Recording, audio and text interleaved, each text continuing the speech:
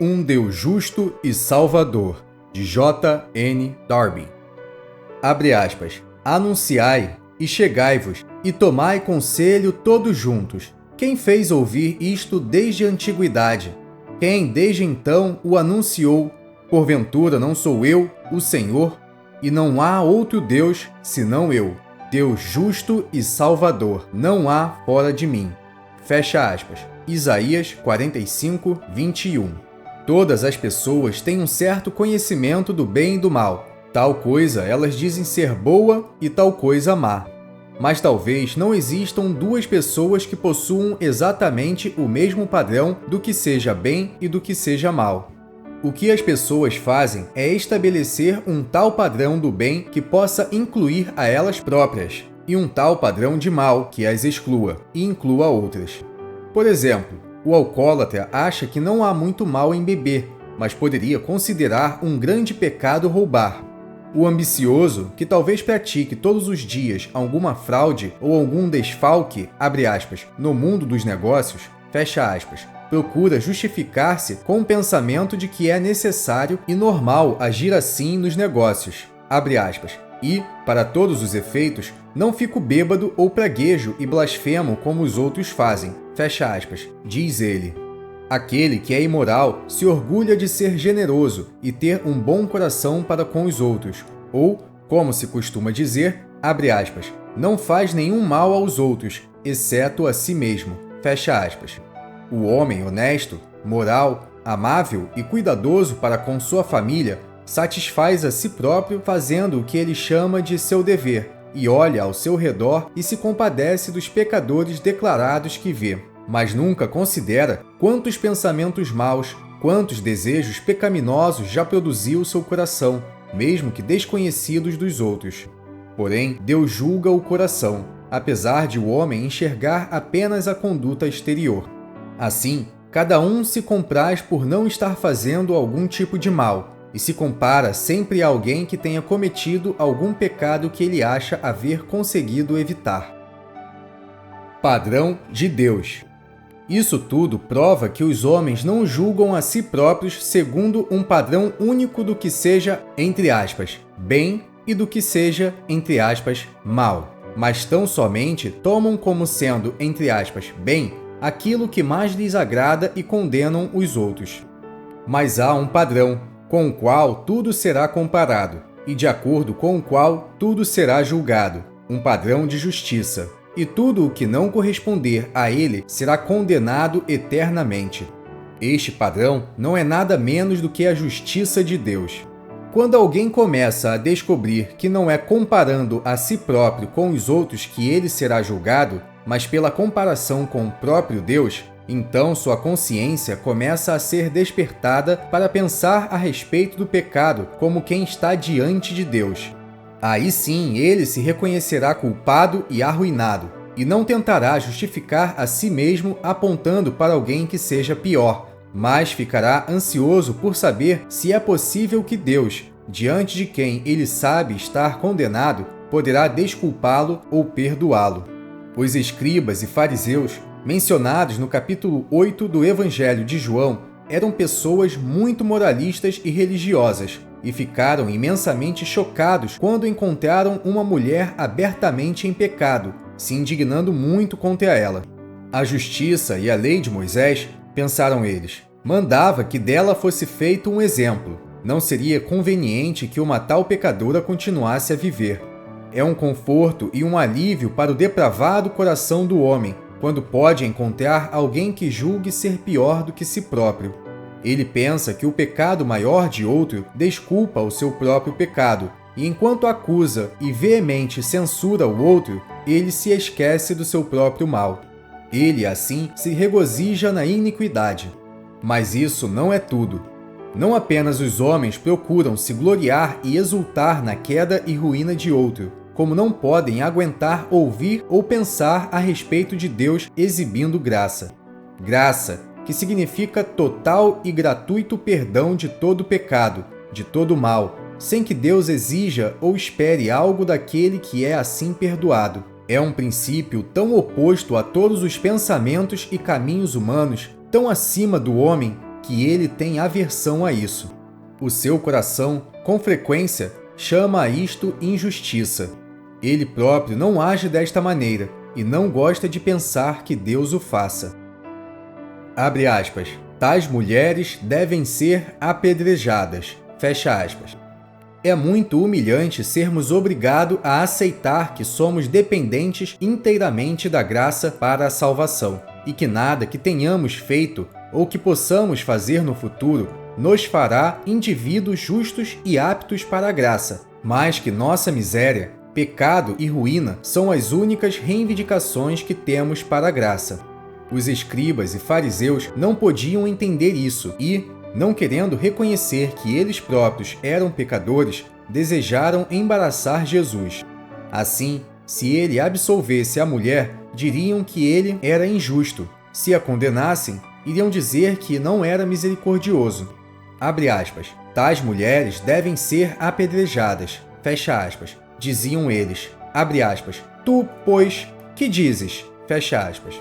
Na verdade, a sentença era justa. A prova da culpa da mulher era inquestionável e a lei estava clara. Mas quem iria executar a sentença?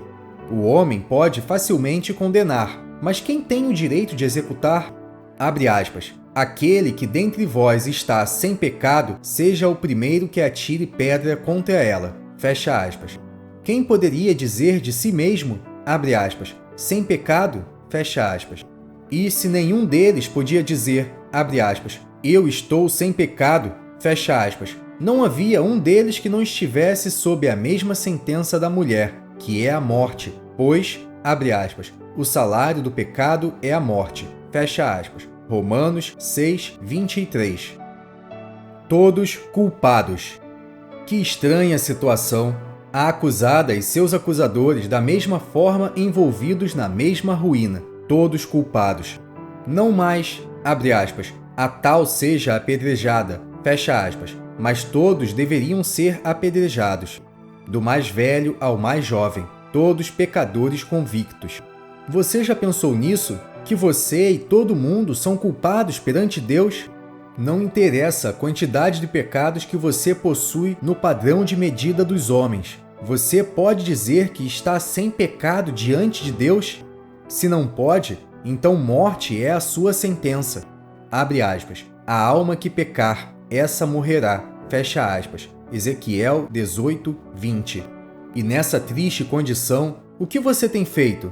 Talvez o mesmo que os escribas e fariseus fizeram, quando foram convencidos por suas próprias consciências. Saíram da presença do único que pode pronunciar o perdão.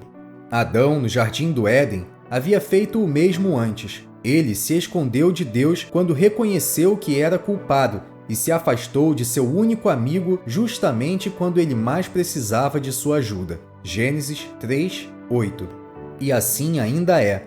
O homem tem medo do único que está pronto para perdoar. Você pode ser capaz de persuadir a si próprio de que não é tão mal assim. Você pode encontrar outros abertamente piores do que você. Mas é você, apesar de tudo, um pecador? Qual é a opinião de Deus a seu respeito? A sua própria consciência não lhe diz que não pode considerar-se completamente sem pecado? Bem, então a morte é a sentença. Deus não pode mentir. É a sentença que ele lhe dá. E se tivéssemos ouvido apenas que Deus é justo, não haveria esperança. Mas ele é, abre aspas, um Deus justo e salvador, fecha aspas. Ele condenou, e ele tem também o poder para executar. A única questão que permanece é, pode ele perdoar? O perdão. Abre aspas. Ficou só Jesus e a mulher que estava no meio. Fecha aspas. Ela estava em pé diante daquele que podia dizer de si próprio, abre aspas, sem pecado, fecha aspas, e que poderia, portanto, atirar a pedra. Ela estava só com aquele que ela reconhecia como Senhor. E qual seria a sentença que ele lhe daria? Que momento de intensa ansiedade deve ter sido para ela. Como as coisas que a cercavam devem ter se tornado em nada à sua vista. Ela estava a sós com aquele que tinha o poder da vida e da morte. Tudo se apoiava na sua palavra. O que ele iria dizer? Os homens não ousaram atirar a pedra. Agora, o que iria Deus fazer? Abre aspas. Nem eu também te condeno. Vai-te, e não peques mais. Fecha aspas. Esta continua sendo a mensagem graciosa para o pecador arruinado, pronunciada pelo próprio juiz. Mas é apenas para o pecador arruinado, que permanece conscientemente convicto perante o juiz, que ela é pronunciada. Os, entre aspas, justos, fariseus não a ouviram. Eles estavam convencidos, mas não quiseram confessar seu pecado e procuraram se livrar de sua condenação, ocultando sua culpa com algumas boas obras de sua autoria. Além do mais, não iriam querer se colocar na mesma posição de condenação com a miserável mulher, que acabou recebendo essa bendita palavra de paz. E ainda é assim.